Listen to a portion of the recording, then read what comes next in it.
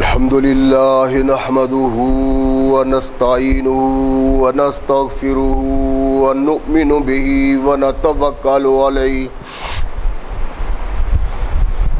ونعوذ بالله من شرور أنفسنا ومن سيئات أعمالنا من يهده الله فلا مضل له ومن يضلل فلا هادي له ونشهد أن لا إله إلا الله وحده لا شريك له ونشهد أن محمدا عبده ورسوله أما بعد فأحسن الحديث كتاب الله وخير الهدي هدي محمد صلى الله عليه وسلم وشر الأمور محدثاتها وكل محدثة بدعة وكل بدعة ضلالة وكل ضلالة في النار أما بعد فأعوذ بالله السميع العليم من الشيطان الرجيم من حمزه ونفخه ونفسه بسم الله الرحمن الرحيم يا أيها الذين آمنوا أطيعوا الله ورسوله ولا تولوا عنه وأنتم تسمعون ولا تكونوا كالذين قالوا سمعنا وهم لا يسمعون صدق الله مولانا العظيم وصدق رسوله النبی الکریم۔ ہر قسم کی حمد و ثنا، تعریفات و توصیفات اس خالق و مالک کے لیے ہیں جس نے اس ساری کائنات کو تخلیق دیا اور اس کی حسن و آبادی کے لیے حضرت انسان کو تخلیق فرمایا۔ کروڑوں درود و سلام اس ہستی اقدس و مقدس پہ کہ جس کا نام نامی اسم گرامی ہے محمد صلی اللہ علیہ وسلم۔ لاکھوں رحمتیں ان نفوس قدسیہ پہ کہ جنہوں نے سرور کائنات علیہ الصلاۃ والسلام سے اس ضابطۂ حیات کو وصول کیا اور اس کو ہم تک پہنچانے کے لیے اپنا تن من دن قربان کر دیا۔ اللہ کی یہ بہت بڑی کرم نوازی ہے کہ اس نے اس ضابطۂ حیات کو ہم تک پہنچانے کے لیے ایسے مضبوط ذرائع اور اسباب استعمال فرمائے کہ ان کی موجودگی میں ہم ببانگ دول کہہ سکتے ہیں کہ یہ ضابطۂ حیات جو آج قرآن کی صورت میں ہمارے ہاتھوں میں موجود ہے، یہ وہی ضابطۂ حیات ہے جو آج سے کم و بیش 1400 سال پہلے نبی کائنات رسول ثقلین حضرت محمد رسول اللہ صلی اللہ علیہ وآلہ وسلم پہ انسانوں کی رشد و ہدایت کے لیے نازل ہوا۔ اللہ کی اس کرم نوازی پہ ہم جس قدر بھی اس کا شکریہ ادا کریں کما حق ہو اس کا شکریہ ادا نہیں ہوتا، اس لیے کہ یہ ضابطہ حیات وہ دستور المتقی ہے کہ اگر انسان اس سے تعلق پیدا کر لے تو یہ قرآن اس کی دنیاوی زندگی میں ایک عظیم انقلاب پیدا کر دیتا ہے، اور اگر اس کو اپنے جسم و روح پہ جاری و طاری کر لیا جائے تو یہی وہ واحد ضابطہ حیات ہے جو انسان کو دنیا کے ساتھ ساتھ عقبہ کی کامیابی کی ضمانت بھی دیتا ہے۔ مگر سدیف ایسا ضابطہ حیات آج جن لوگوں کے دامن میں ہے وہ اس کی فیوز و برکات سے تہی دامن ہے، اور کبھی ہم نے اس بات پہ غور و فکر کرنے کی زحمت بھی گوارا نہیں کی کہ آخر کیوں ایسا ہے؟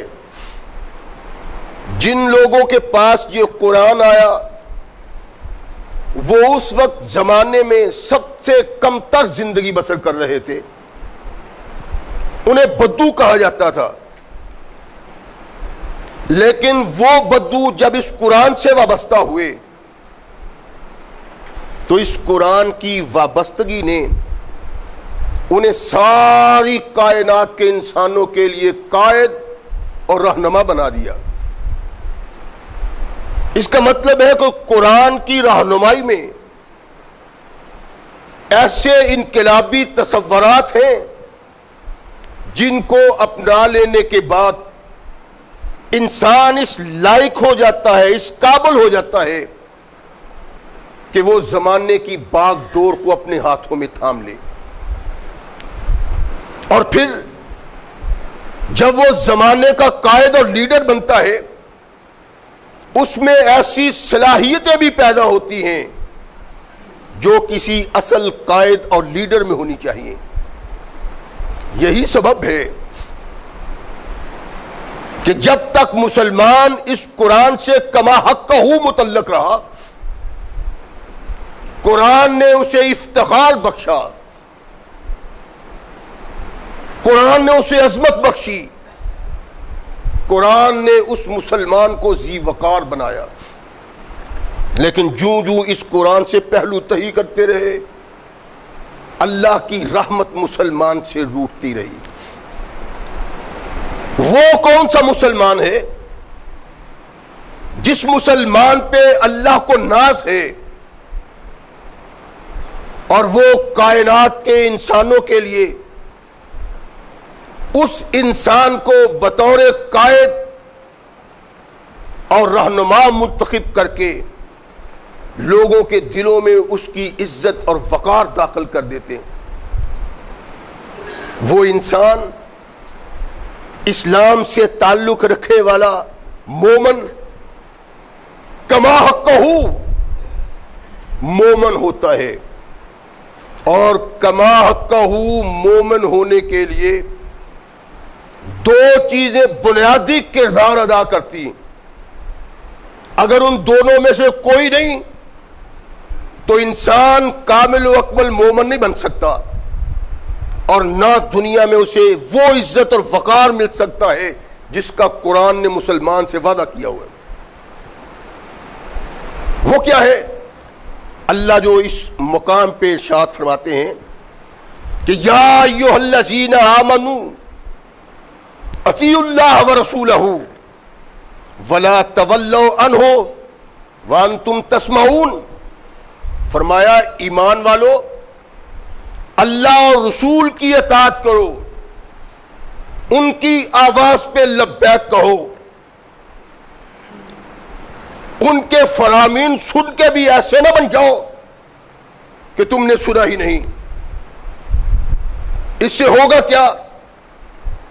اللہ اور رسول دین اسلام کو کوئی فرق نہیں پڑے گا، تم اپنی شخصیت کو خود کھولو گے۔ اپنی شخصیت کو منوانے کے لیے آنکھیں بند کر کے اس راہ پہ دوڑنے کی ضرورت ہے جو راہ اللہ نے قرآن میں ہمارے لیے متعین کر دی اور محمد رسول اللہ صلی اللہ علیہ وسلم نے اس کی رہنمائی کر دی۔ اس کے ہٹ سے کوئی اسلام نہیں۔ اس سے ہٹ کے کوئی مسلمانی نہیں، فقط اللہ کا مطالبہ، اطیعوا اللہ واطیعوا الرسول، کہ رسول سے تعلق رکھنے والوں تمہاری زندگیوں میں اللہ اور رسول کے کردار کا رنگ دیکھنا چاہتے ہیں، اگر وہ نہیں تو یہ نقشہ بیکار ہے۔ نبی رحمت محمد رسول اللہ صلی اللہ علیہ وسلم کی اطاعت، ان کی فرما برداری ایسی ضروری بات ہے کہ اللہ ارشاد فرماتے ہیں من یطع الرسول فقد اطاع اللہ، جس نے رسول کی اطاعت کی دراصل اللہ کی اطاعت بھی اس نے کی۔ تو ہمیں اس کردار کو نبھانے کے لیے جو انسان کو اللہ نے قرآن کی صورت میں اور محمد رسول اللہ کی فرمان کی صورت میں دیا ہے، اس کو حفظ جا بنانا پڑے گا، وگرنہ نہیں۔ وہ لوگ جو اللہ کے نبی کے ساتھ متعلق ہوئے، ان کی زندگیوں کا اوڑھنا اور بچھونا محمد رسول اللہ کو فرمان تھا۔ کائنات کی ہر چیز کو، کائنات کے ہر تصور کو، ہر سوچ اور خیال کو وہ محمد رسول اللہ کے فرمان کے مقابلے میں اپنی جوتی کی نوک پہ اچھال دیا کرتے تھے، تبھی وہ باوقار مسلمان بنے۔ کونین کے آقا ثقلین کے تاجدار محمد رسول اللہ صلی اللہ علیہ وسلم جب مدینہ میں تشریف لائے تو ان کی تشریف آوری سے پہلے مدینہ کے دو قبیلے، بہت بڑے قبیلے، اوس اور خزرج، ایک دوسرے کے مخالف تھے، چھوٹی چھوٹی باتوں پہ اختلاف، چھوٹی چھوٹی باتوں سے لڑائی جھگڑا، قتل و غارت، خون خرابہ، معمولی بات ہوتی ہے تو بھڑک اٹھتے ہیں اور آپس میں جنگ و جدل میں مصروف ہو جاتی۔ ان کی لڑائیاں اتنی مشہور ہیں کہ تھوڑی سی بات پہ لڑتے تو مہینوں لڑتے رہتے۔ جنگ باس مدینہ کے ان دونوں قبائل کے درمیان ہوئی، 120 سال آپس میں لڑتے رہے، ایک جنگ۔ اللہ کے نبی علیہ الصلوۃ والسلام آئے تو ان قبائل کے لیے رحمت بن کے آئے۔ کونین کے آقا محمد رسول اللہ صلی اللہ علیہ وسلم نے ان کے دلوں سے حسد، بغض، عناد یوں ختم کر دیا جیسے ان کے دلوں میں کبھی تھا ہی نہیں۔ سارے لوگ مسلمان بن گئے۔ وہ لوگ جو ایک دوسرے کے قاتل تھے، وہ ایک دوسرے کی جان کے رکھوالے بن گئے۔ خزرج کے کسی آدمی کے پاؤں میں کانٹا لگتا ہے تو اوس کے آدمی کی روح تڑپ اٹھتی ہے۔ جہاں دشمنی تھی، بغض تھا، حسد تھا، عناد تھا، وہاں کونین کے آقا محمد رسول اللہ صلی اللہ علیہ وسلم کی برکت سے محبت پیدا ہو گئی، شفقت پیدا ہو گئی، عقیدت پیدا ہو گئی۔ وہ ایک دوسرے کے خلاف نہیں، ایک دوسرے کے لیے کٹنے مرنے کو تیار رہتے تھے۔ ایک انقلاب تھا مدینہ میں۔ اور دوسری قوت جو تھا تھی وہ یہود کی تھی۔ یہودیوں کو یہ گوارا نہیں تھا کہ یہ دونوں قبیلے مشترکہ طور پہ محمد کے معاون بن جائے صلی اللہ علیہ وسلم۔ وہ ہر وقت یہ کوشش کرتے تھے کہ اختلاف پڑ جائے، انتشار پیدا ہو، افتراق ہو، لڑائی جھگڑا ہو، کوئی ایسی بات ہو جس سے مسلمانوں کے یہ دو گروہ جو ازل سے ایک دوسرے کے دشمن اور قاتل تھے، ایک بار پھر باہم جنگ و جدل میں مصروف ہو جائیں۔ کوشش کرتے رہتے یہودی۔ شماس نامی ایک اندھا یہودی اور بہت بڑا سازشیہ، اس نے بعض لوگوں سے تعلق اور روابط پیدا کیے، کہا کہ مسلمانوں کے اندر داخل ہو جاؤ اور کوشش کرو جب یہ دونوں خاندان، دونوں قبیلے اکٹھے ہوں تو بعث کی جنگ کا ذکر شروع کر دو. کیا ہوگا؟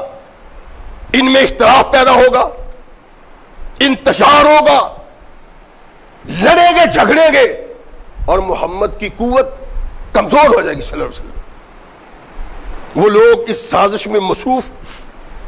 ایک وقت مل گیا، دونوں قبائل بیٹھے ہوئے، بعث کی جنگ کا ذکر ہوا، دونوں فریق بھڑک اٹھے. خزرج اوس پہ برستے ہیں، اوس خزرج پہ برستے ہیں، یہاں تک نوبت پہنچی کہ تلواریں میانوں سے باہر آ گئیں. قرین کے آقا محمد رسول اللہ صلی اللہ علیہ وسلم کو خبر ہوئی. اللہ کے نبی چند مہاجرین کے ساتھ وہاں آئے. ایا معاشر المسلمین، او مسلمانوں تمہیں کیا ہو گیا ہے؟ تم میں اللہ کا نبی موجود ہے، اللہ نے تمہیں اسلام جیسا روشن دین دیا، تمہیں کفر کی تاریکیوں سے نکالا، تم دشمن تھے، اللہ کی رحمت سے دوست بن گئے، اللہ نے تمہارے دلوں کو پاک اور صاف کر دیا. یہ کیا ہوا ہے تمہیں؟ اللہ کے رسول کی موجودگی میں رب کے دین کے باغی بن رہے ہو اور اسلام سے ناطا توڑ رہے ہو، کفر میں داخل ہو رہے ہو جس میں پہلے تم تھے. میں محمد یہاں موجود ہوں صلی اللہ علیہ وسلم، میری موجودگی میں. مورخ کہتا ہے کہ نبی رحمت محمد رسول اللہ صلی اللہ علیہ وسلم کے منہ سے موتیوں کی طرح الفاظ نکل رہے ہیں. اوس و خزرج کے صحابہ پریشان ہیں، ہاتھوں میں پکڑی ہوئی تلواریں گرتی جا رہی ہیں. ابھی کونین کے آقا محمد رسول اللہ کا فرمان ختم نہیں ہوا کہ رو کے ایک دوسرے کے گلے کے ساتھ لگ جاتے ہیں. یہ کردار ہے جو محمد رسول اللہ پیدا کرنے. انتہا کے دشمن، انتہا کے دوست، شیطان نے کام دکھایا. محمد الرسول اللہ کے ایک فرمان نے ان کو پھر اس مقام پہ لا جھکایا جہاں محمد الرسول اللہ لانا چاہتے تھے. ایک لمحہ کی دیر بھی نہیں ہوئی، تلواریں ہاتھوں سے چھوٹ گئیں، آنکھوں میں آنسو، اور آگے بڑھ کے ایک دوسرے سے گلے ملتے ہیں، معذرت کرتے ہیں، اور نبی رحمت محمد رسول اللہ صلی اللہ علیہ وسلم کے سامنے آنکھیں جھکی ہوئی. ایک لمحہ ان پہ ایسا نہیں آتا کہ نبی رحمت محمد رسول اللہ صلی اللہ علیہ وسلم کا حکم، ان کا فرمان، ان کی رہنمائی وہ پسے پش ڈالے. دونوں قبیلے، بیاسیت قبیلہ، کونین کے آقا محمد رسول اللہ صلی اللہ علیہ وسلم کا حکم سن کے تلواریں ہاتھ سے گرا دیتے اور بتلایا یہ تاریخ میں آنے والے مسلمانوں کو کہ مسلمان کا کردار یہ ہونا چاہیے، ادھر فرمان پیغمبر، ادھر گردن جھکائیے. اگر یہ نہیں تو تقابلی جائزہ لینا پڑے گا. ہم بھی مسلمان ہیں، کلمہ ہم بھی پڑھتے ہیں، کلمہ وہ بھی پڑھتے تھے. آخر سبب کیا ہے کہ وہ کائنات میں محمد الرسول اللہ کے نام سے جانے جاتے ہیں اور آج لوگ ہمارا تمسخر اڑاتے ہیں. قرآن کو پسے پوچھ ڈال دیا ہم نے، محمد رسول اللہ کو پسے پوچھ ڈال دیا. اور صحابہ کا ایمان یہ تھا کہ وہ ایک لمحہ کے لیے کائنات کے آقا کے فرمان کو زمین پہ نہیں گرنا چاہتے، اور ہم ایک لمحہ کے لیے محمد الرسول اللہ کے عمل کو قبول کرنے کے لیے تیار نہیں. ہماری زندگی سرتپا پاوت ہے محمد الرسول اللہ کے احکامات سے، اور اس کا سبب ہمارے سامنے ہے. اللہ کے بندو، اللہ کے نبی کے صحابہ منتظر رہتے تھے اس عمل کے جو کونین کے آقا محمد رسول اللہ ارشاد فرمائے، اور وہ اس عمل کو اپنائیں. اور ہماری ساری زندگی کے لیل و نہار ہر وقت ہم اس ڈگر پہ چل رہے ہیں کہ ہمارے سامنے کافر ہے، اس کے عمل ہیں، اس کی سوچیں ہیں، اس کا فکر ہے. ہم کافر کے پیچھے بھاگ رہے ہیں اور دعویٰ یہ ہے کہ ہم مسلمان ہیں، محمد رسول اللہ کو قائد ماننے والے. میں نے اس کیا تھا پچھلے خطبہ جمعہ میں کہ یہ عمل جو سود کا عمل ہے، یہ اصل میں عمل یہود اور نصارہ کا تھا، اور بڑھ کے یہود کا۔ ایک اور عمل جو آج من حیث القوم اس بد نصیب قوم میں پایا جاتا ہے اور ان کے لیے ذلت کا سبب بنا ہوا ہے، وہ رشوت ہے۔ رشوت کی تخلیق یہود نے کی، اور رشوت سے نفرت دلانے کے لیے محمد الرسول نے ایک بنیادی کردار ادا کیا، اور ہم بد نصیب ہیں، محمد الرسول کی بات نہیں مانتے، کافر کی بیعت پہ، اس کی آواز پہ لبیک ہے، اس کے منہ سے نکلے ہوئے الفاظ، اس کا دیا ہوا زندگی کو بہترین بنانے کا ایک تصور، آج ہم اس کو اپنائے بیٹھے ہیں جس سے محمد کریم علیہ الصلوۃ والسلام نفرت کی۔ اپنی قوم میں دیکھیں کہاں کمی ہے۔ ہم جہاں بھی چلے جائیں، جس محکمہ بھی چلی جائیں، جس نظم میں بھی پہنچے، کوئی سننے والا نہیں، کوئی آواز پہ دھیان دینے والا نہیں، جب تک اس کی مٹھی گرم نہیں کی جاتی اور جب تک اس کی جیب گرم نہیں کی جاتی۔ اور یہ مسلمان ہیں جنہیں دیکھ کے شرمائے یہود کا ایک عمل آج ہم نے اس طرح قبول کیا ہوا ہے کہ موجودہ دور کے یہودیوں میں بھی یہ عمل موجود نہیں ہے۔ یوں جس طرح ہمیں کوئی بات سننے کے لیے تیار نہیں، کوئی غور کرنے کے لیے تیار نہیں۔ اور تمہاری ذلت کا سبب کیا ہے؟ آج تخت عرش پہ جتنی مسلمان قوم ذلیل و خوار ہے، کوئی قوم ذلیل و خوار نہیں۔ اللہ نے قرآن میں یہودیوں کو کہا تھا کہ قیامت تک ذلت و نکبت تم سے وابستہ رہے گی، جب تک تم کسی ایسی طاقت سے وابستہ نہیں ہو جاتے جس کا ساری دنیا کے دلوں میں خوف ہو۔ اور یہود اگر آج عزت کی زندگی بسر کر رہے ہیں تو قرآن کے اس فرمان کے سبب امریکہ سے وابستگی کی بنیاد پہ۔ لیکن اگر ہم دیکھیں تو آج تختہ عرش پہ جتنے ہم ذلت و نکبت کے لیل و نہار بسر کر رہے ہیں، کوئی قوم نہیں۔ اس کا سبب کیا ہے؟ سبب نہیں کبھی ڈھونڈا۔ اللہ نے قرآن میں کہا سمعون للکذب اکلون للسحت، کہ یہود اتنے بد کردار تھے کہ جھوٹ سے وابستگی جس طرح ہماری ہے، اور حرام سے وابستگی یہود کا تذکرہ کرتے ہوئے علامہ زمخشری اپنی تفسیر میں لکھتے ہیں سیدنا حسن کی روایت کہ وہ ارشاد فرماتے ہیں کہ بنی اسرائیل میں ان کے حکام، ان کے جج، ان کے قاضی، ان کی پنچایتوں کے کھڑپیچ، جب ان کے پاس دو فریق آتے اپنی بات سنانے کے لیے، عدل مانگنے کے لیے، انصاف مانگنے کے لیے، حق اور سچ باطل سے جدا کرنے کے لیے، تو حسن کہتے ہیں کہ ان میں سے ایک فریق اپنی آستینوں میں روپے لے کے آتا، کرنسی لے کے آتا، اور آتے ہی جج کو اشارتاً اپنی آستین کی طرف اس کی نظر دوڑتا۔ جج کو پتہ چلتا کہ یہ آدمی مجھے پیسے دینے چاہتا ہے، اور پھر حسن کہتے ہیں کہ وہ لوگ اس آدمی کی بات سنتے جس کے پاس، جس کی آستین میں انہیں پیسے نظر آتے، دوسرے گروہ کی سنتے ہی نہیں۔ اللہ کہتے ہیں کردار کے لحاظ سے اتنے بد کردار تھے کہ ان کی زندگی کا لیل و نہار کا صرف مقصود یہ تھا کہ دولت کو اکٹھا کیا جائے۔ سماعون للکذب اکلون للسحت، فرمایا جھوٹ سنتے تھے، جھوٹے نے جھوٹ سنانا ہے، غلط کار نے جھوٹ سنانا ہے۔ اللہ قرآن میں کہتے ہیں کہ ایسے بد کردار تھے، ایسے راشی تھے کہ دولت کی لالچ میں جھوٹ سنتے اور سچ کے خلاف جھوٹ کے حق میں فیصلہ کر دیتے۔ اللہ ارشاد فرماتے ہیں کہ جھوٹ سنتے اور حرام کھاتے. کونین کے آقا محمد رسول اللہ صلی اللہ علیہ وسلم نے اس کردار کو یہودیوں کے ساتھ وابستہ کیا ہے.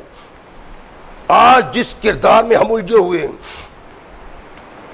آج جو سوچیں ہماری بن گئی ہیں، یہ اس بد نصیب قوم کی سوچیں تھیں جن کو اللہ نے مغضوب قرار دیا اور کونوا قردۃ خاسئین، ان کے اعمال کے سبب انہیں بندر اور سور بنا دیا. اس قوم کا دیا ہوا یہ تحفہ ہے جو آج ہمیں پایت ہے. اور انتہا کا پھر شکوہ یہ ہے کہ ہم ذلیل و خوار کیوں ہیں، ہماری یہ پریشانیاں کیوں ہیں، اور ہم ہی خوف زدہ کیوں ہیں. تمام قومیں ہمارے سر پہ چڑھ کے بول رہی ہیں اور ہم ہیں کروڑوں کی تعداد میں، لیکن سانس نہیں بلند آواز سے لے سکتے. نبی رحمت محمد رسول اللہ صلی اللہ علیہ وسلم پہ قرآن آیا اور قرآن نے یہودیوں کی اس بات کی وضاحت کی اور مسلمانوں کو ترغیب دلائی کہ دیکھو تم نے زندگی کیسے بسنی. لا تاکلوا اموالکم بینکم بالباطل وتدلوا بها الى الحکام لتاکلوا فریقا الناس من اموال الناس لتاکلوا فریقا من اموال الناس اثما وانتم تعلمون. ارشاد فرمایا کہ تمہاری بد نصیبی کی انتہا ہے کہ تم اللہ اور محمد کو مانتے ہو صلی اللہ علیہ وسلم. کردار وہ جو کردار تمہیں قرآن دیتا ہے، کردار وہ جو کردار رحمان نے دیا، کردار وہ جو محمد مصطفیٰ نے دیا. اگر تمہاری زندگیوں میں وہ کردار آ جائے، کائنات کی کامیاب ترین قوم بن جاتے ہو اور سردار بن جاتے ہو. اگر محمد سے اعراض کر لیتے ہو تو دنیا میں ذلت و نکبت تمہارے گھر میں داخل ہو جاتی ہے. لتاکلوا اموال، فرمایا حکموں کی طرف، قاضیوں کی طرف، ججوں کی طرف تم لے جاتے ہو مال. لتاکلوا فریقا من اموال الناس، تاکہ لوگوں کا مال ایک گروہ کھائے. آج سے 1450 سال پہلے کونین کے آقا محمد رسول اللہ صلی اللہ علیہ وسلم پہ قرآن نازل ہوا. آج قرآن کی آواز پہ مہر ثبت ہو گئی کہ کردار مسلمان میں وہ جھلک نہیں، سر سے لے کر پاؤں تک اس گناہ میں ڈوبا ہوا ہے جس گناہ کے عمل کو محمد رسول اللہ یہودیوں کا عمل قرار دیا تھا. قرآن نے قرار دیا. ثقلین کے تاجدار محمد رسول اللہ صلی اللہ علیہ وسلم تشریف فرمائے، صحابہ کا گروہ بیٹھا ہوا ہے، اللہ کے نبی واز کرتے ہیں. غور فرمائیں، یہ چیزیں اس کان سے سن کے اس کان سے نکالنے والی نہیں، وگرنہ قیامت کے دن اس کا حساب دینا پڑے گا. اللہ کہتے ہیں رک جاؤ، میری آواز تم تک پہنچتی ہے، اس آواز کو سنو اور قرآن کے فرمان کے مطابق کردار ادا کرو. محمد الرسول نے وہ کردار ادا کر کے تمہیں دکھایا. اللہ کے نبی ارشاد ہونے کل لحم انبتہ السحت فالنار اولی بہ. ارشاد فرمایا نبی رحمت نے کہ ہر وہ انسان، ہر وہ شخص جس کا گوشت پرورش پاتا ہے حرام ماں سے، سوکھ سے، فالنار اولی بہ، آگ اس کے لیے اس کا ضروری علاج ہے. آگ کا اس کے لیے ہونا ضروری ہے جو سوت کھاتا ہے. اللہ کے نبی محمد رسول اللہ سوت کا تذکرہ کرتے، صحابہ کو اس کے ساتھ ساتھ آگ کا ذکر ہوتا ہے. صحابہ پریشان ہو جاتے ہیں. ہم تو سارا قرآن سنتے رہتے ہیں، دن رات نبی رحمت محمد رسول اللہ کی احادیث سنتے رہتے ہیں، اور کبھی بد نصیبی کے سبب کوئی حدیث ایسی آ جاتی ہے قرآن کی آیت ایسی آ جاتی ہے جو مولوی بیچارہ بیان کر دیتا ہے تو سارا ہفتہ اس مولوی کے پیچھے تالیاں بجتی رہتی ہیں کہ یہ خود دیکھو کیا کرتے ہیں،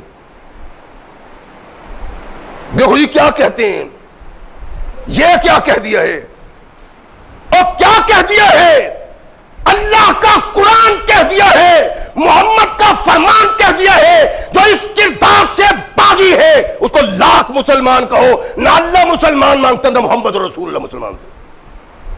مومن کا کیا کام ہے جہنم میں؟ مومن کیوں جہنم میں جائے گا؟ کوئی گنجائش نہیں۔ جو توحید و رسالت کا علم بردار ہے جہنم کی آگ اس پہ حرام کر دی گئی ہے جب تک وہ دین اسلام کا باغی نہ بن جائے، مسلمان بھی کہلائے اور باغی بھی بن کے رہے، یہ بغاوت اس کی عاقبت کی تباہی کا سبب بن جاتی ہے۔ فنارو اولا بہی، فرمایا آگ اس کے لیے نہایت ضروری ہے جو آدمی صحت کھاتا ہے۔ صحابہ پریشان ہوئی، وَمَا الصُّحْتُ یا رسول اللہ صلی اللہ علیہ وسلم، اللہ کے نبی یہ چیز جو انسان کو جہنم کے لائق بنا دیتی ہے اور آگ کو اس انسان کے لائق کر دیا جاتا ہے، یہ صحت کیا ہے؟ وَمَا الصُّحْتُ یا رسول اللہ، اللہ کے نبی یہ صحت کیا ہے؟ فرمایا الرشوۃ فی الحکم، حکم میں جو رشوت لی جاتی ہے یہ صحت ہے۔ یعنی وہ انسان جو اپنے شخصیت، اپنی حیثیت، اپنے مقام و مرتبہ سے ناجائز فائدہ اٹھاتا ہے اور اس اپنے عہدہ کی بنا پہ لوگوں کی جیبوں پہ ڈاکہ ڈالتا ہے اور عدل کو ہاتھ سے چھوڑ دیتا ہے، کونین کے آقا محمد رسول اللہ صلی اللہ علیہ وسلم نے ارشاد فرمایا راشی ہے، اور اس بد نصیب کے لیے اللہ نے جہنم کی آگ تیار کی ہوئی۔ وضاحت کی ہے محمد رسول اللہ صلی اللہ علیہ وسلم۔ اللہ کے نبی ارشاد فرماتے ہیں لعن اللہ الراشی والمرتشی، اللہ کی لعنت ہو رشوت لینے والے اور رشوت دینے والے پہ۔ اور ہم زمانے میں پریشان کیوں ہے؟ ہماری اس بد نصیبی کا سبب کیا ہے؟ اس سبب کو ڈھونڈنے کے لیے محمد رسول اللہ کے کردار کو دیکھنا پڑے گا۔ جب تک یہ آنکھ اٹھ کے قرآن کی طرف نہ بڑھی اور محمد رسول اللہ کے فرمان کی طرف نہ بڑھی، زندگی دنیا میں ہم ایسی بسر کرتے رہیں گے جو زندگی ہماری ہے، سانس لینے کی گنجائش نہیں۔ اللہ کے نبی نے واضح طور پہ ارشاد فرمایا کہ لعن اللہ الراشی والمرتشی، اور کہتا کیا ہے؟ محمد رسول اللہ صلی اللہ علیہ وسلم۔ کردار دیکھو، کونین کے آقا ثقلین کے تاجدار محمد رسول اللہ صلی اللہ علیہ وسلم نے ارشاد فرمایا کوئی کسی انسان پہ لعنت نہ بھیجو۔ مومن کی بات نبی رحمت محمد رسول اللہ کریں، لیکن ہوا کیا؟ ایک قافلے میں ثقلین کے تاجدار محمد رسول اللہ جا رہے ہیں، اس قافلے میں ایک شخص نے اپنے اونٹ کو کہا تجھ پہ لعنت ہو۔ رحمت کل کائنات محمد رسول اللہ صلی اللہ علیہ وسلم نے ارشاد فرمایا کہ محمد کے قافلے سے اس اونٹ کو نکال دو کہ لعنتی چیز محمد کے قافلہ میں نہیں رہ سکتی۔ اور نبی کائنات نے اس جانور کو اپنے قافلے میں برداشت نہیں کیا جس پہ اس کے مالک نے لعنت کر دی۔ آخر سبب کیا ہے کہ کائنات کا آقا محمد رسول اللہ کہتا ہے لعن اللہ الراشی والمرتشی، جو اونٹ اپنے مالک کی زبان سے لعنت کا لفظ سنتا ہے وہ محمد کے قافلے میں شامل نہیں ہو سکتا، اور جس پہ محمد رسول اللہ لعنت کہہ دیں، سوچو تو صحیح ہم کس مقام پہ ہیں۔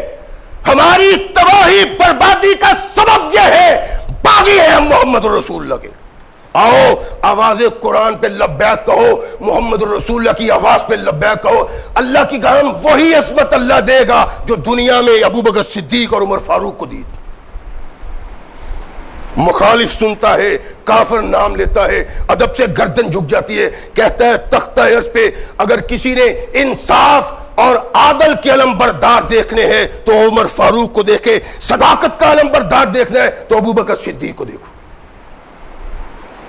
وہی مل سکتی ہے عزت وقت۔ اللہ کے نبی نے ارشاد فرمایا کہ یہ ملعون آدمی ہے، اس پہ اللہ کی لعنت ہے جو کسی کے حقوق کو غصب کرتا ہے، عدل کے دامن کو چھوڑتا ہے، ترازو میں ڈنڈی مارتا ہے، فرمایا اس پہ اللہ کی لعنت ہے۔ یہ صرف عدل کی بات نہیں کہ ہم عدالتوں میں جاتے ہیں جج فیصلے کرتے ہیں، نہیں نہیں نہیں، عام حالات میں، اپنی مجلسوں میں، اپنی پنچایتوں میں، اپنے دوستوں احباب کے فیصلے میں جو آدمی ڈنڈی مارتا ہے، کونین کے آقا محمد رسول اللہ صلی اللہ علیہ وسلم اس سے ناراضگی کا اظہار کرتے، اور صرف یہ نہیں کہا کہ یہ ملعون ہے اللہ کے نزدیک، بلکہ ارشاد فرمایا کہ راشی والمرتشی فی النار، رشوت لینے والا اور رشوت دینے والا آگ میں ہے۔ اس کے انجام کی طرف رہنمائی محمد رسول اللہ نے کر دی، اور اس میں شک کی کوئی گنجائش نہیں۔ تختہ عرش پہ کونین کے آقا محمد الرسول اللہ سے بڑھ کے صادق کوئی نہیں، اور جو بات میرے آقا کی زبان سے نکلتی ہے دن رات بن سکتا ہے، رات دن بن سکتا ہے، سورج طلوع ہونا بند کر سکتا ہے، محمد کی بات غلط نہیں ہو سکتی صلی اللہ علیہ وسلم۔ نبی رحمت محمد رسول اللہ، الراشی والمرتشی فی النار، رشوت لینے والا رشوت دینے والا آگ میں، اور کونین کے آقا ثقلین کے تاجدار محمد رسول اللہ اپنی امت کو اس لعنت سے بچانے کے لیے مختلف انداز سے صحابہ کو یہ بات سمجھاتے ہیں کہ اللہ کے بندو، تمہارا کوئی عمل اللہ کے ہاں قابل قبول نہیں جب تک اس عمل کو نہ چھوڑ دو جس سے اللہ یوں نفرت کا اظہار کرتا ہے کہ اس کے اپنانے والے کو جہنم کی نوید سناتا ہے اللہ۔ یہ وہی بدعملی ہے۔ حقدار اپنے حق کو روتا ہے، سچا اپنی سچائی کو لیے پھرتا ہے، وہ اپنی جوڑی میں لیے پھرتا ہے، کوئی نہیں جانتا، کوئی نہیں سنتا، کوئی نہیں مانتا۔ عدل ہی نہیں ہے، انصاف ہی نہیں ہے۔ اس انصاف اور اس عدل کو اس طرح بیچا جاتا ہے جس طرح حیوانوں کو بیچا جاتا ہے۔ کونین کے آقا ثقلین کے تاجدار محمد رسول اللہ صلی اللہ علیہ وسلم کا یہ محبوب صحابی ابس علیم تابعی ہے، کہتے ہیں کہ ایک چھت پہ ہم بیٹھے ہوئے، اللہ کے نبی کا یہ صحابی بھی ہمارے ساتھ،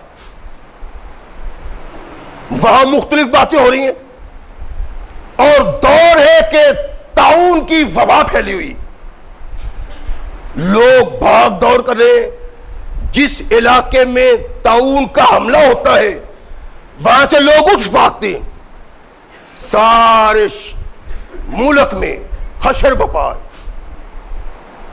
علیم کہتے ہیں کہ میں نے صحابی رسول کے منہ سے سنا کہ اے طاعون مجھ کو لے جاؤ، اے طاعون مجھ کو لے جاؤ۔ کہتے ہیں 3 بار محمد الرسول اللہ کے صحابی نے کہا کہ اے طاعون مجھ کو لے جاؤ۔ میں آگے بڑھا، میں نے کہا حضرت آپ تو نبی کے صحابی ہیں، آپ کو علم نہیں؟ کونین کے آقا ثقلین کے تاجدار محمد رسول اللہ صلی اللہ علیہ وسلم نے ارشاد فرمایا کوئی مومن موت کی خواہش نہ کرے، کوئی مسلمان موت کی خواہش، آپ کو علم نہیں ہے؟ اللہ کے نبی نے کہا ہے کہ موت وہ چیز ہے جو آنی ہی آنی ہے، اور جو وقت اللہ نے مقرر متعین کیا ہے اس وقت موت نے آ جانا ہے، ٹل نہیں سکتی۔ اللہ کے نبی کا صحابی اس تابعی کی طرف دیکھتا ہے کہ ہاں کونین کے آقا محمد رسول اللہ صلی اللہ علیہ وسلم نے یہ ارشاد فرمایا ہے، اس میں سب کو شبہ کی کوئی گنجائش نہیں لیکن ان کانوں نے محمد رسول اللہ کے منہ سے یہ الفاظ بھی سنے ہیں۔ کائنات کے آقا نے ارشاد فرمایا کہ یہ 6 چیزیں وقوع پانے سے پہلے پہلے موت کی خواہش کر لو۔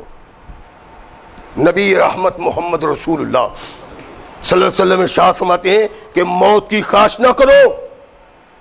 صحابی رسول نے خواہش کی، تابعی اللہ کے نبی کے صحابی کو کہتا ہے کہ حضور آپ کو علم نہیں، اللہ کے نبی نے موت مانگنے سے منع کیا ہے۔ ارشاد فرمایا ٹھیک ہے، لیکن میں نے اپنے کانوں سے سنا ہے کہ کونین کے آقا محمد رسول اللہ صلی اللہ علیہ وسلم نے ارشاد فرمایا 6 باتیں وقوع میں آنے سے پہلے پہلے موت کی خواہش کر لو۔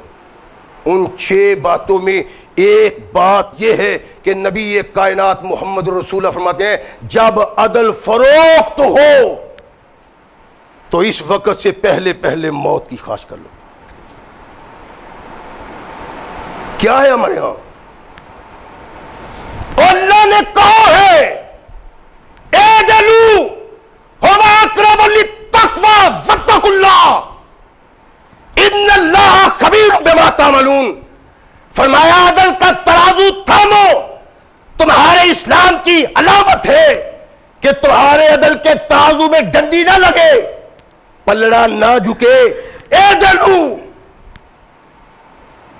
اقرب للتقوى، تمہارے تقوی کے لیے مسنون مناسب ہے کہ تم عدل اور انصاف کرو۔ فاعدلوا ولو کان ذا قربا، قرآن کہتا ہے عدل کرو خواہ تمہارے باپ کے خلاف جائے، عدل کرو خواہ تمہارے بھائی کے خلاف جائے، عدل کرو خواہ تمہارے کنبہ اور قبیلہ کے خلاف جائے۔ کیا ہے ہمارے اندر کردار؟ پنچایتوں میں جا کے دیکھو، اپنی مجلسوں میں جا کے دیکھو، برادری کے لیے ڈنڈی ماری جاتی ہے، دوست و احباب کے لیے ڈنڈی ماری جاتی ہے، رشتہ داروں کے لیے ڈنڈی ماری جاتی ہے، اور قرآن کہتا ہے کہ فاعدلوا لو کان ذا قربا، عدل کرو اگرچہ تمہارے باپ کے خلاف ہی چلا جائے۔ کردار یہ تھا مسلمان کا، اس کردار سے باغی ہو گئے تو اللہ کی رحمتیں روٹھ گئی اور ناراضگی ہم پہ اللہ کی نازل ہو رہی ہے۔ ساری کائنات میں بدنصیب ترین قوم آج مسلمان قوم بنی۔ سبب کیا ہے؟ کہ ہم نے محمد رسول اللہ کی آواز سے آواز کی زندگی بسر کر دی ہے اور قرآن سے پہلو تہی کرتے۔ کونین کی آقا ثقلین کے تاجدار محمد رسول اللہ صلی اللہ علیہ وسلم تشریف فرما، ارشاد فرمایا کہ جس قوم میں رشوت عام ہو جاتی ہے اخذوا بالرعب، فرمایا اس قوم کے دل میں خوف پیدا کر دیا جاتا ہے۔ نبی رحمت محمد رسول اللہ کا یہ فرمان آج سے 1450 سال بھی پہلے کی بات ہے۔ اللہ کے نبی نے کہا جس قوم میں عدل فروخت ہوتا ہو، رشوت چلتی ہو، اخذوا بالرعب، اللہ اس قوم کے دل میں خوف پیدا کر دیتا ہے۔ نظر دوڑاؤ پوری کائنات میں تمہیں کوئی مسلمانوں سے بڑھ کے قوم خوف زدہ نظر آتی؟ ہندوستان قدم قدم پہ ہمیں آنکھیں دکھاتا ہے، اور بدنصیبی یہ ہے کہ ہمارا افغان بھائی اور ایرانی ہمیں گھورتے ہیں۔ افغانی ہمارا نقصان کر دے، ایرانی ہمارا نقصان کر دے، ہم آنکھیں بند کر کے الو کی طرح جھومتے۔ اور سبب کیا ہے؟ ایٹمی قوت جس کو ہر کوئی گھورتا ہے، یہ ان کے غصے سے بچنے کے لیے منت و سماجت کرتے ہیں۔ اس بزدلی کا سبب کیا ہے؟ اس خوف کا سبب کیا ہے؟ آؤ محمد رسول اللہ کے ارشاد میں ڈھونڈو کہ کونین کے آقا ثقلین کے تاجدار نے کہا جس قوم میں رشوت ہو جاتی ہے اخذوا بالرعب، اس کے دل میں خوف پیدا کر دیا جاتا ہے۔ ہم خوف زدہ ہیں، جو چاہے ہمیں آنکھیں دکھاتا ہے. امریکہ کی تو بات ہی نہیں ہے, وہ تو بڑی طاقت ہے, خود کو سپر قوت سمجھتا ہے, اور ہم دھوتی پوشوں سے ڈرتے ہیں, اور ایٹمی قوت ہے. اس کا سبب یہ ہے کہ ہمارا عیش و عشرت ہمیں سوچ نہیں دیتا ہماری تباہی کا اصل سبب کیا ہے. اس کا اصل سبب محمد رسول اللہ نے بتا دیا. خوف ڈر جو ہمارے دلوں میں ہے, بزدلانہ جو زندگی ہم بسر کر رہے ہیں, اس کا سبب یہ ہے کہ ہمارے اندر رشوت کی بہتات آ گئی. کوئی محکمہ ایسا نہیں, کوئی نظم ایسا نہیں, عدالتوں میں کوئی عدالت ایسی نہیں جہاں جا کے کوئی آدمی یہ سمجھے کہ میں اپنا حق لے کے واپس آ جاؤں گا. حق کی پرواہ نہیں, دولت پہ نگاہ ہے, روپے پہ نگاہ ہے, رشوت چلتی ہے, عدالتیں بکتی ہیں, نظم بکتا ہے, قانون بکتا ہے, دستور بکتا ہے, ضمیر بکتے ہیں. کسی کو اس طرف خیال نہیں کہ تمہارے آقا محمد رسول اللہ صلی اللہ علیہ وسلم نے ارشاد فرمایا تھا الراشی والمرتشی فی النار. عدل خریدنے والا, عدل بیچنے والا اللہ کے نزدیک اتنے مغضوب ہے, ان کے اعمال کی طرف اللہ خیال نہیں کریں گے, بلکہ ان کو جہنم کی آگ میں ڈال دیا جائے گا. کہا کس نے ہے؟ ثقلین کے تاجدار محمد رسول اللہ. اور کوئی سوچتا ہے میں بھی جاتا ہوں عدالت میں رشوت دیتا ہوں, اور مانگتا ہے یا نہیں مانگتا, مجھے اس سے غرض نہیں. مجھے یہ علم ہے کہ میں 4 پیسے دوں گا, 4 ٹکے دوں گا تو میری بات سنی جائے گی, میرے حق میں فیصلہ ہوگا.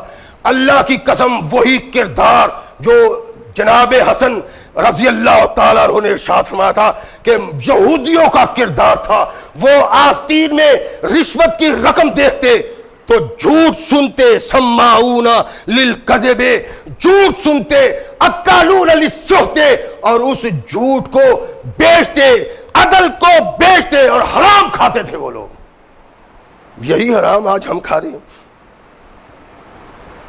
کہاں انصاف, کس کو انصاف ملتا ہے؟ اور پھر ملک بھی وہ جو ملک لا الہ الا اللہ محمد رسول اللہ کے نام پہ لیا گیا. بغاوت محمد رسول اللہ کے آئین سے, بغاوت محمد رسول اللہ کے قانون سے. یہ کون بغاوت کرتا ہے؟ لا الہ پڑھنے والا. اور رشوت وہ بد عمل ہے جس کو کونین کے آقا محمد رسول اللہ صلی اللہ علیہ وسلم نے نفرت سے مسلمانوں کو راغب کرنے کی کوشش کی کہ دیکھو تمہارا آقا اس عمل سے اتنی نفرت کرتا ہے کہ اس عمل کو اپنانے والے پہ اللہ کی لعنت کہتا ہے. لیکن یہاں بات ہی کوئی نہیں. یہ کوئی رشوت نہیں کہ آ کے کوئی 1000 2000 10,000 روپیہ دیتا ہے عدل بک جاتا ہے. نہیں, اگر میں عدل کو ذبح کرنے کے لیے سفارش کرتا ہوں, یہ سفارش جج قبول کرتا ہے, پنچایتی قبول کرتا ہے, یہ سفارش رشوت ہے. اور یہ وہی رشوت ہے جس رشوت لینے والے کو محمد رسول اللہ نے ملعون کہا ہے. میرا کوئی دوست آتا ہے, میں پنچایت میں بیٹھا ہوا ہوں, وہ مجھے سفارش کرتا ہے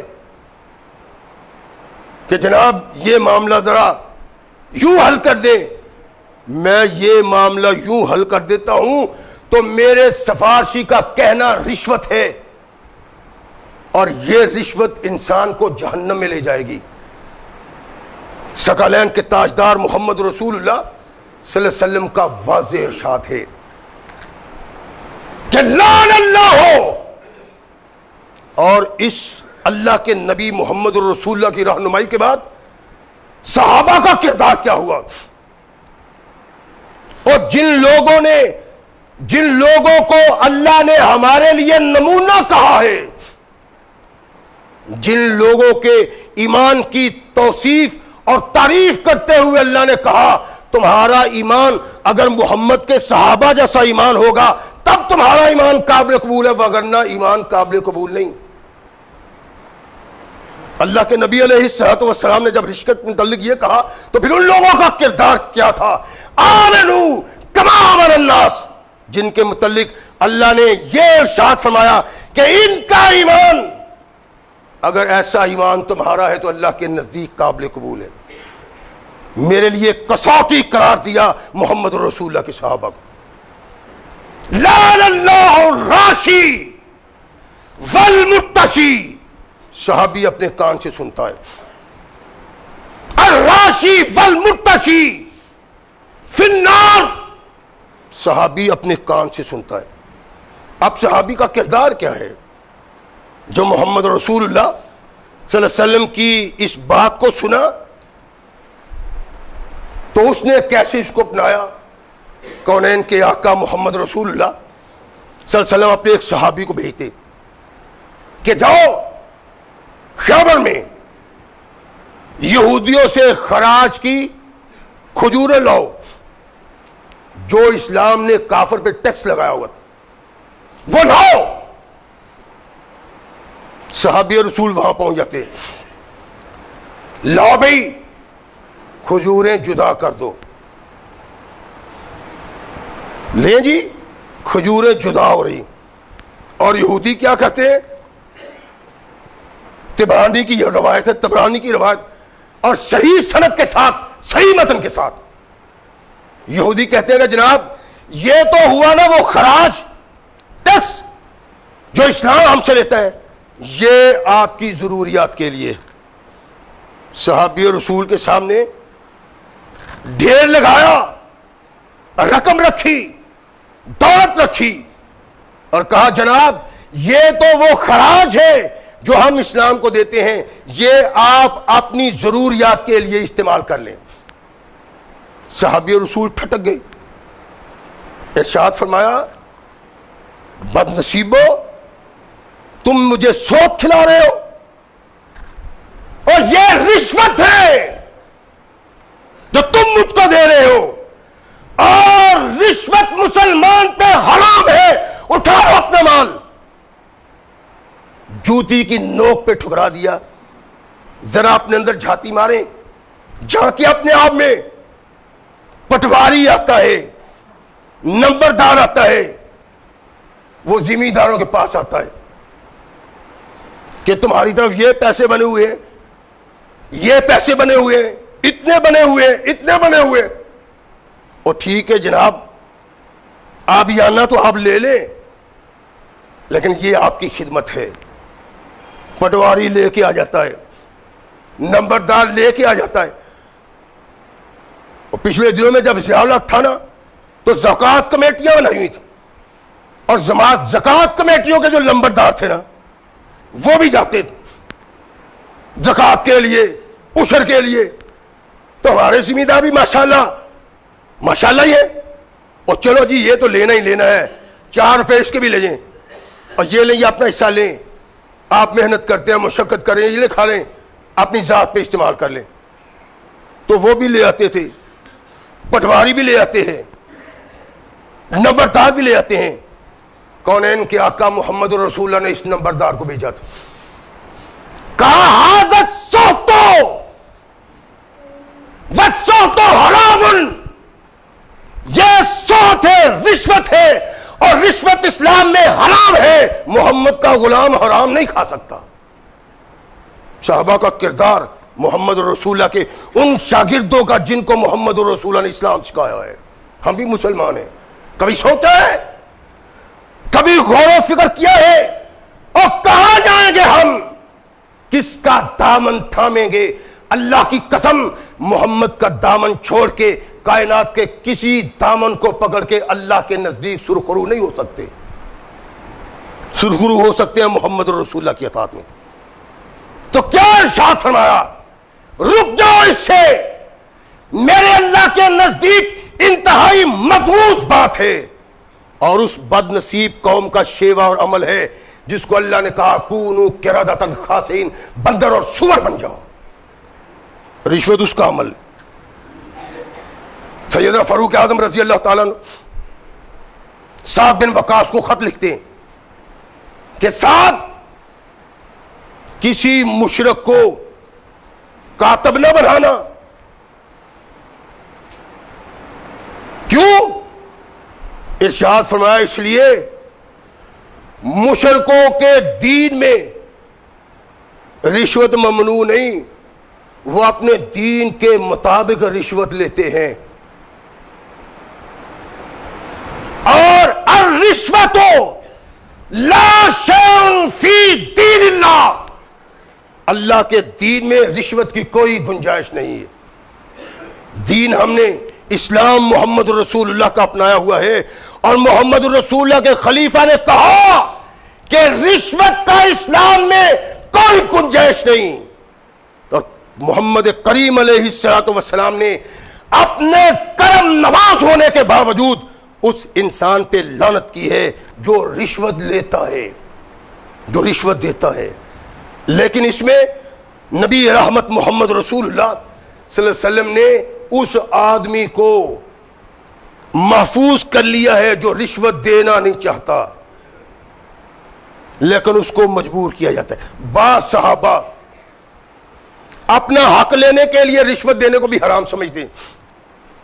نبی رحمت محمد رسول اللہ کے بعض صحابہ اپنا حق لینے کے لیے رشوت دینے کو حرام کہتے ہیں، لیکن محمد رسول اللہ صلی اللہ علیہ وسلم کا یہ فرمان شاید ان کے سامنے نہیں تھا۔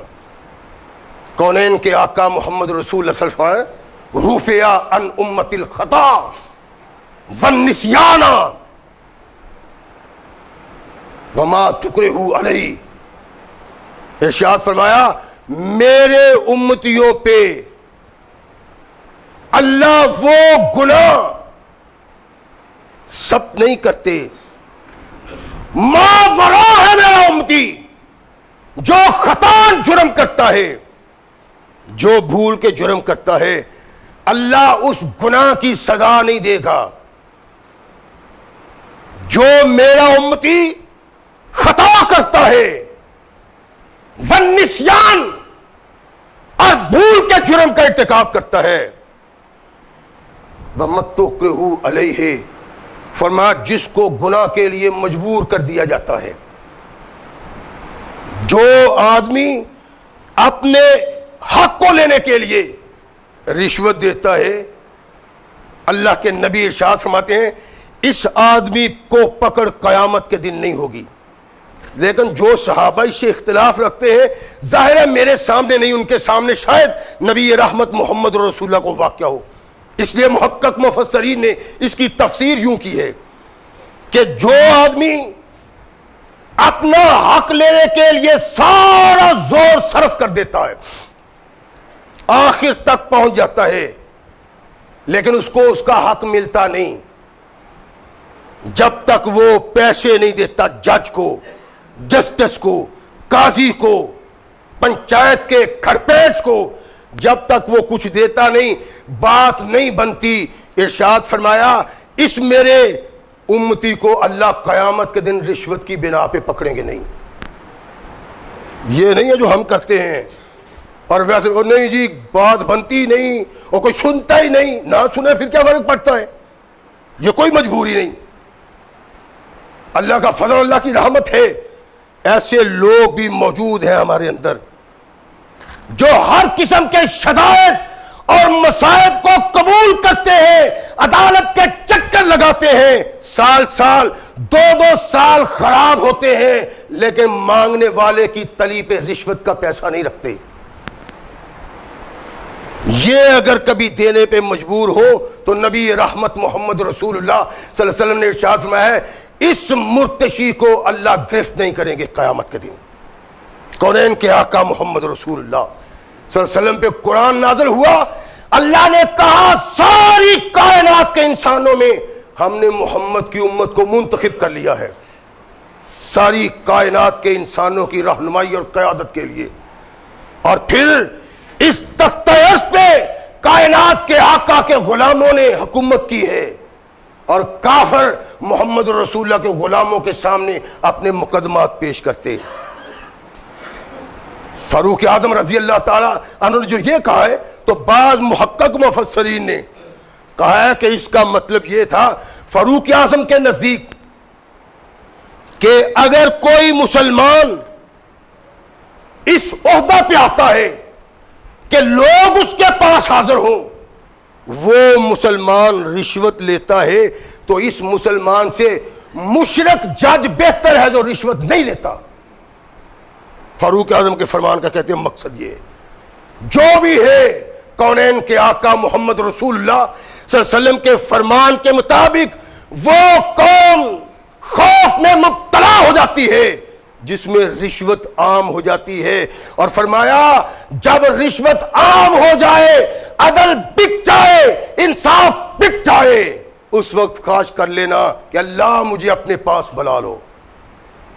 اللہ کے نبی محمد رسول اللہ نے موت مانگنے سے منع کیا ہے، لیکن ایسی بد نصیبی جو رشوت کی صورت میں مسلمانوں پہ مسلط ہو جائے، فرمایا ایسا دور آ جائے تو موت مانگ لو بشک اللہ سے. تو نتیجہ کیا ہے کہ وہ عمل جو کافر کے عمل ہیں محمد رسول اللہ نفرت کرتے ہیں، جب تک ان سے ہم نفرت نہیں کریں گے زمانے میں عزت نہیں پا سکیں گے. اور دیکھ لیں عزت نہیں ہے، اللہ کے نبی نے ارشاد فرمایا اخذوا بالرعب، ساری کائنات میں جتنی اقوام پائی جاتی ہیں ان میں کوئی خوف زدہ قوم ہے تو وہ مسلمان کہلانے والی. اور پھر پاکستانی سب سے بڑھ کے، جبکہ ایٹمی قوت بھی ہے. ایٹمی قوت کو کسی سے خوف کھانے کی کیا ضرورت ہے، لیکن کسی سے خوف کھانے والی بات نہیں. نبی یہ کائنات نے ارشاد فرمایا کہ جس قوم میں رشوت عام ہو جاتی ہے اللہ اس کے دل میں خوف پیدا کر دیتا ہے. ہندوستان سے بھی ڈرتے ہیں، ایران سے بھی ڈرتے ہیں، ہمارے کچھ فوجی شہید کر لیے اس کو بھی نہیں پوچھتے. افغانستان کس طرح سے بھی یہ ہوا، ہندوستان روز آنکھیں دکھاتا ہے تو ہم جناب کانپتے رہتے ہیں، اور ہمارے پاس ایٹم بم بھی ہے. اس کانپنے کا، اس خوف کا سبب کیا ہے؟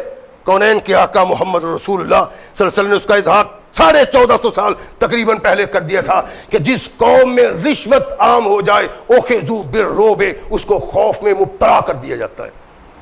اللہ کی قسم تب تک نہ دنیا بہتر ہے نہ عاقبت بہتر ہے جب تک محمد رسول اللہ صلی اللہ علیہ وسلم کا دامن نہ تھاما جائے. زندگی کے ہر کردار میں، زندگی کے ہر رخ میں ہمیں آقا کائنات علیہ الصلوۃ والسلام کو دیکھنا ہے. اور اس کے بعد جن کے متعلق اللہ نے کہا آمنوا کما آمن الناس، یعنی محمد کے صحابہ کے کردار کو دیکھنا ہے. میں ہر خطبہ جمعہ میں جہاں کوئی مسئلہ بیان کرتا ہوں، عمل بیان کرتا ہوں، وہاں محمد رسول اللہ کا فرمان بھی عرض کرتا ہوں، صحابہ کا کردار بھی عرض کرتا ہوں، تاکہ پتہ چل جائے اصل مسلمان کیا ہیں. اصل مسلمان وہ ہے جو نبی کونین محمد رسول اللہ کے قدم بقدم چلتا ہے. اگر اس سے ادھر ادھر ہو جاتا ہے تو عاقبت خطرے میں پڑ جاتی ہے. اللہ ہمیں صحیح مسلمان بننے کی توفیق عطا فرمائے. وآخر دعوانا الحمدللہ رب العالمین.